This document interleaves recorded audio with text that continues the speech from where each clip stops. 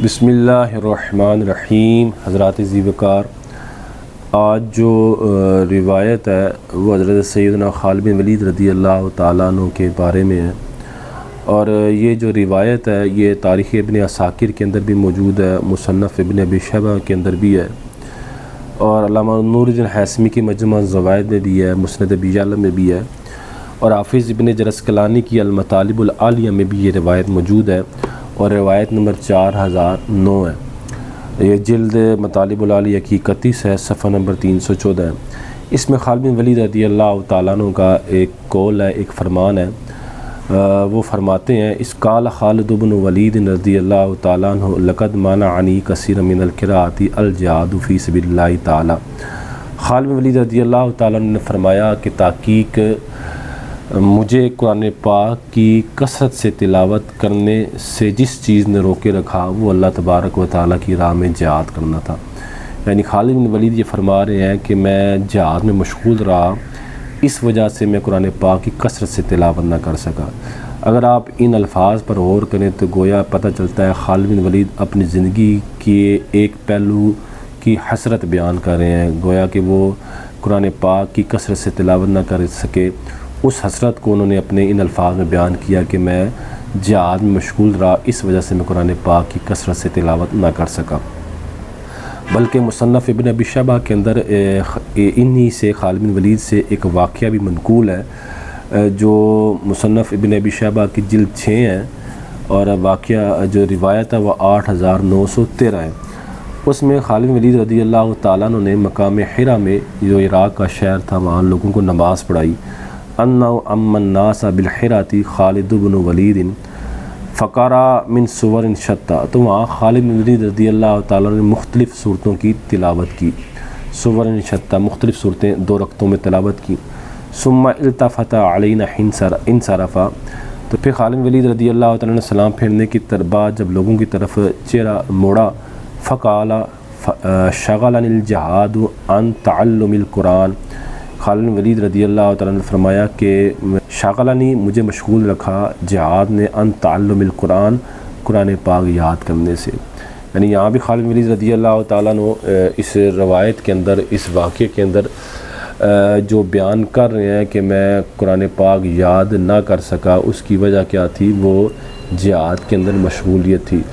اس بات کی وجہ جو خالد بن ولید رضی اللہ تعالیٰ عنہ کر رہے ہیں، اس کی وجہ یہی ہو سکتی کہ ہو سکتا ہے خالد بن ولید رضی اللہ تعالیٰ نے جو صورتیں تلاوت کی ہوں وہ ٹکڑے ہوں، کچھ ٹکڑا ایک صورت کا کیا ہو، کچھ ٹکڑا صورت کا کیا ہو، تو اس لیے انہوں نے سلام پھیرنے کے بعد اپنی اس بات کی کیا کی ہو؟ وضاحت کی ہو۔ حضرات ذی وقار، یہ جو خالد بن ولید رضی اللہ تعالیٰ عنہ کا واقعہ ہے، جو میں نے آپ کے سامنے بیان کیا ہے، یہ بیان کرنے کا ایک مقصد تھا۔ اصل میں ایک پیغام دینا تھا، وہ پیغام محترم سید حافظ عاصم منیر صاحب کو دینا تھا۔ ہر چند کے میرے پیغام کی بظاہر کوئی حیثیت نہیں ہے، لیکن بطور طالب علم میں ایک بھولا ہوا سبق آپ کو یاد دلانا چاہتا ہوں کہ خالد بن ولید رضی اللہ تعالی عنہ اور ہمارے جو پاکستانی فوج کے سربراہ ہیں سید حافظ عاصم منیر صاحب،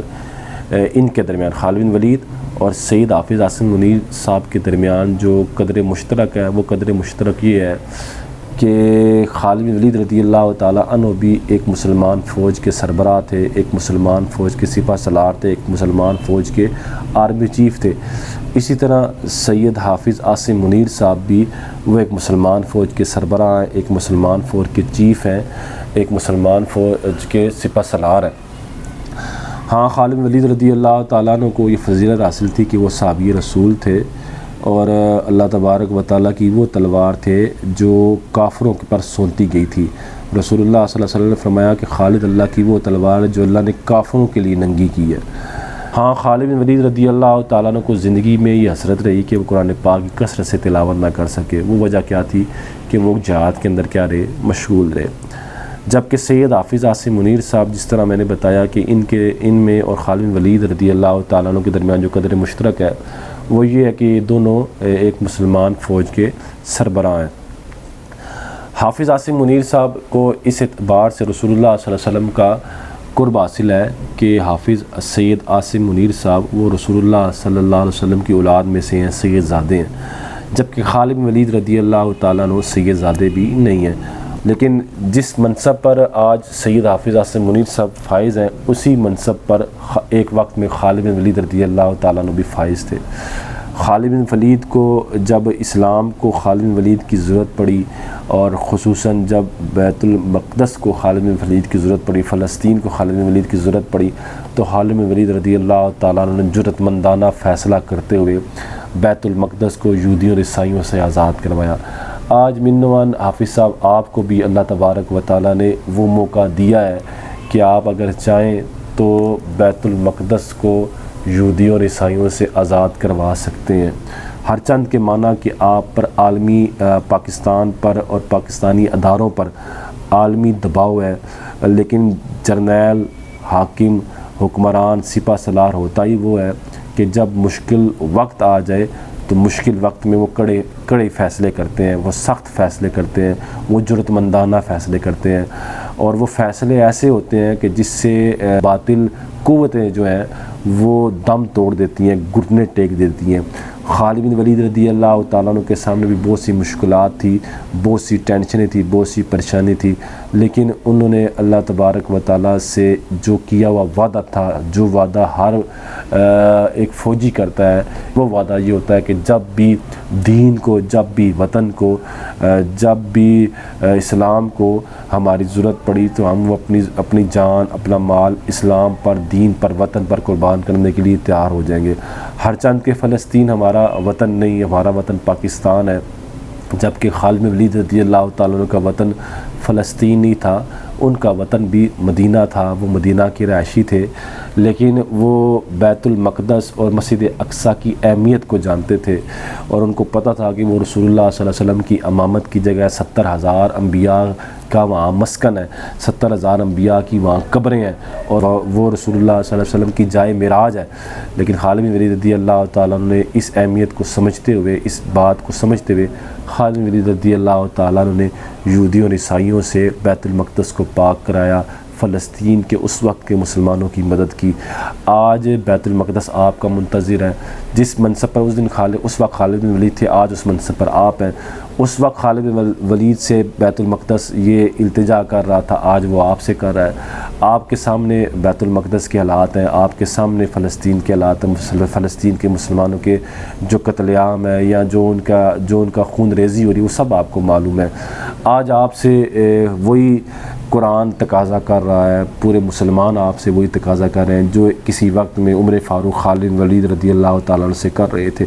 اور خالد بن ولید رضی اللہ تعالیٰ نے اس تقاضے کو پورا کیا۔ آپ بھی اسی منصب پر فائز ہیں، ہم آپ سے یہی توقع رکھتے ہیں، آپ سے یہی التجا کرتے ہیں کہ آپ ایک جرأت مندانہ فیصلہ کریں، آپ کا فیصلہ ایسا ہو جو اسرائیل کو پیچھے ہٹنے پر مجبور کر دے، امریکہ کو پیچھے ہٹنے پر مجبور کر دے، عالمی قوتیں جو ہیں، اسلام مخالف جو قوتیں ہیں، جو کفر ہے، اور وہ ایک دفعہ پیچھے ہٹ جائے، کیونکہ بہت قتل عام ہو گیا، بہت مسلمان شہید ہو گئے، بہت مسلمان زخمی ہو گئے، بچے شہید ہو گئے، بچے اپائج ہو گئے، لوگوں کی عزت پامال ہو گئی۔ اس وقت خالد بن ولید رضی اللہ تعالیٰ عنہ نے ہر چند کہ وہ حافظ قرآن ہو سکتا ہے نہ ہو، اس لیے تو وہ یہ کہہ رہے ہیں کہ میں کثرت قرآن پاک کی تلاوت نہ کر سکا، لیکن آپ حافظ قرآن ہیں، قرآن آپ سے بار یہ تقاضا کر رہا ہے کہ آپ ایک جرأت مندانہ فیصلہ کریں، پوری قوم آپ کے ساتھ کھڑی ہو جائے گی۔ اس وقت جو تکلیف دہ امر ہے وہ فلسطین کے مسلمانوں کا جو کھلے عام اور قتل عام ہو رہا ہے، وہ سب سے بڑا ایک تکلیف دہ عمل ہے۔ آپ چاہیں آپ ایک جرأت مندانہ فیصلہ کریں، قوم آپ کے ساتھ کھڑی ہوئی، قوم آپ کو جانی طور پر، مالی طور پر آپ کی امداد کرے گی، اور حکمرانوں سے ہمیں تو ذرا سی بھی کوئی توقع نہیں ہے، کیونکہ کوئی بھی حکمران، پاکستان کے حکمران ہی ایسے ہیں کہ جو اپنی تجوریاں، اپنے خزانے بھرنے کے لیے آتے ہیں اور پھر اپنا ٹور پورا کر کے وہ چلے جاتے ہیں، جبکہ آپ کو اللہ تبارک و تعالیٰ نے وہ منصب دیا ہے جو منصب خالد بن ولید رضی اللہ تعالیٰ عنہ کے پاس تھا۔ آپ سے ساری قوم یہ تقاضا کر رہی ہے کہ آپ کیا کریں، آپ آگے بڑھیں، ایک جرأت مندانہ فیصلہ کریں۔ آپ کا فیصلہ کیا ہوا فیصلہ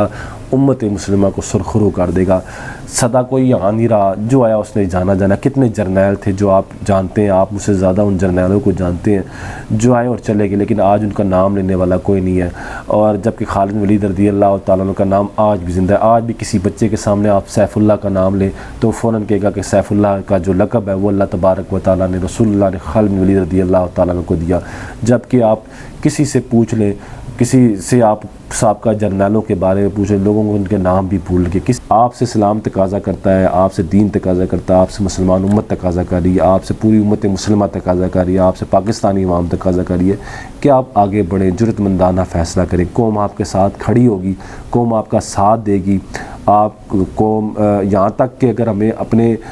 بچوں کے، اپنی بیویوں کے، اپنی بیٹیوں کے، اپنی بہنوں کے زیورات بھی بیچنے پڑے، ہم وہ بیچ کے آپ کی ہیلپ کریں گے، آپ کی مدد کریں گے، اس اعتبار سے کہ آپ جہاد کریں، آپ لڑیں، یا آپ کوئی بھی جرأت مندانہ فیصلہ کریں جس سے اسرائیل پیچھے ہٹ جائے، امریکہ پیچھے ہٹ جائے۔ فرض آپ کا کیا ہوا فیصلہ امت مسلمہ کو عزت دے گا، لوگوں کی جانیں بچائے گا، لوگوں کی عزتیں بچائے گا۔